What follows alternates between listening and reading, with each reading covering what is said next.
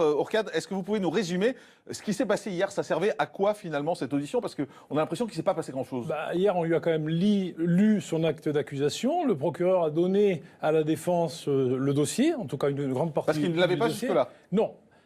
Désormais, il a accès au dossier puisqu'on le lui a remis hier. Et puis, donc, il a plaidé non coupable. Alors, ce qu'il faut savoir, c'est qu'aux États-Unis, vous pouvez plaider non coupable et puis plus tard dans la procédure, plaider coupable. Ah, on peut changer? Mais pas l'inverse, évidemment. Ah oui, d'accord. S'il avait plaidé coupable hier, alors là, c'était une peine de prison, etc. Tandis que là, on peut, plus tard dans la procédure, en fait, on peut faire un deal avec le procureur. Ce qu'Harvey Weinstein peut faire, à travers ses avocats, c'est dire au procureur, écoutez, votre dossier ne tient pas la route. Vous avez vu vos plaignantes, vous en avez choisi 2, mais elles ne vont pas tenir le coup lors d'un procès. On va faire un accord, parce que c'est très contractuel aux États-Unis.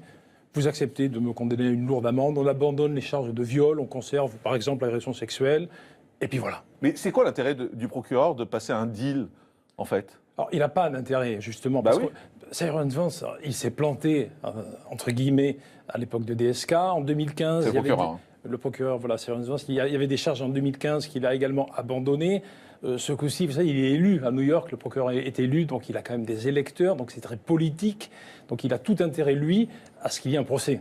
Il faut savoir que s'il y a un procès, d'abord, Cyrus Vance, il a choisi 2 victimes et il en avait 80, dont certaines n'étaient pas dans l'État de New York. Mais s'il y a un procès, il peut faire venir à la barre des témoins d'autres victimes. Si vous voulez, vous pouvez avoir un procès où vous avez les 2 plaignantes et toute une ribambelle de victimes qui vont apparaître à la barre et qui donc vont accabler Harvey Weinstein. Donc Harvey Weinstein risque très lourd.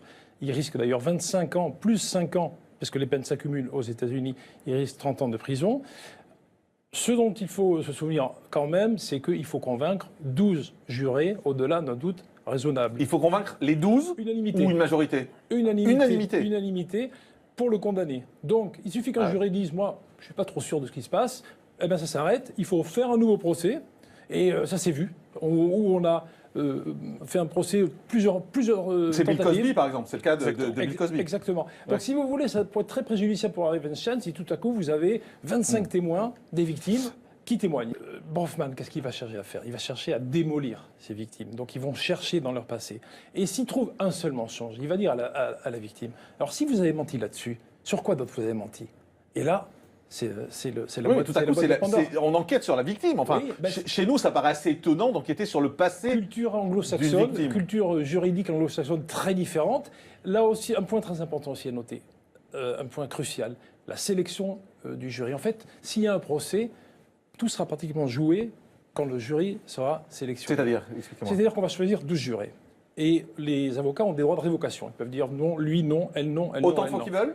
Pas autant de fois, un certain nombre de jokers, on va dire. Et d'ailleurs, ils utilisent des sociétés spécialisées dans la sélection de jurys. Et puis Harvey Weinstein, il a plein... On a l'impression qu'on est dans une entreprise de commerce et de marketing là-dedans. Jean-Marc, on est sur une autre planète. Ouais. On est aux États-Unis.